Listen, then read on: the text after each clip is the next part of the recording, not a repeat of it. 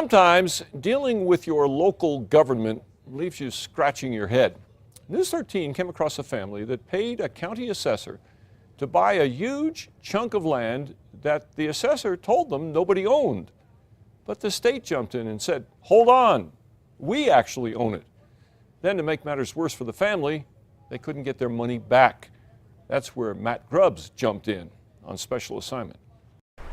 Oh, it's beautiful. We're up about 8,500 feet. For Rick Simpson, life is tied to the land. We went hiking all over those mountains that rises above Pecos Canyon.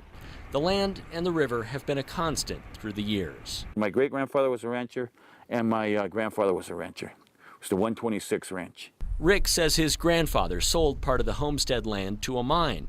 But to the 9 brothers and sisters in his family, there has always been a question about who owned the land.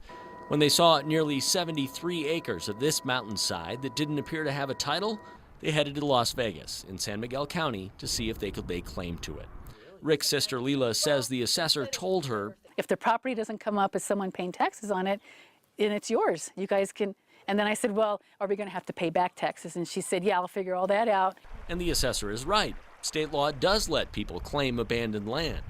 When Leela showed Rick a back tax estimate for $7,800.77, Rick had the bank cut a check, he paid the tax, and they headed for the hills. And we got all excited, and we all started picking our, this is mine, I want to be next to you, I want to be over here. But within a few days, it became clear that all those dreams, those plans about which cabin would go where or which brother or sister would get which particular spot on that land, they were all for naught because the land wasn't available. In fact, it looks like it was never there for the taking. Rick swung by the New Mexico Department of Game and Fish to get the okay to cross state land so he could get to his property.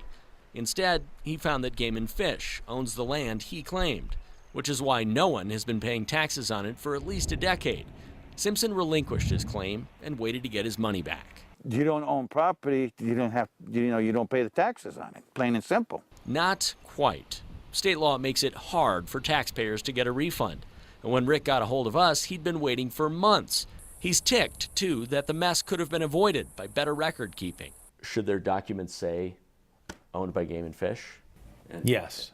And that's it? It should. The legal description should say owned by Game and Fish. In New Mexico, though, property records are often kept by assessors on handwritten cards. San Miguel County's cards only date back to 1970, leaving almost a century of history about the property blank. In fact, the assessor says she couldn't find a card to give her some idea of who owned that land. What's more, some of Simpson's brothers and sisters are still trying to get that title and are a bit miffed that his attempt to get the land assessed for all of them has backfired. Exhausting, right? Well, Rick Simpson just wanted his money back. Most of the time when things like this occur, they are taken care of quickly at the county level. This progressed a lot further. A lot further than anyone wanted. After Simpson asked us to get involved, he got his money back. But both the state and the county virtually guarantee this will happen again to someone, as New Mexico sorts out a lengthy, confusing, and sometimes infuriating system for keeping track of who owns what. On special assignment, Matt Grubbs, KRQE News 13. We have a lot more about this story online, including tips on how you might avoid some of the problems that Rick Simpson ran into. It's all on our website, which of course is krqe.com.